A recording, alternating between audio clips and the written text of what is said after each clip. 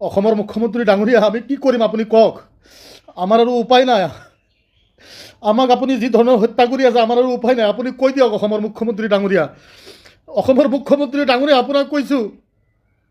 আমি আৰু কোলাব নোৱাৰোঁ যি ধৰণৰ আমাক হত্যা কৰা হৈ আছে উচ্ছেদৰ নামত অসমৰ মুখ্যমন্ত্ৰী ডাঙৰীয়া আপুনি কৈ দিয়ক যে আমি অসমৰ মুছলমানে কি কৰিম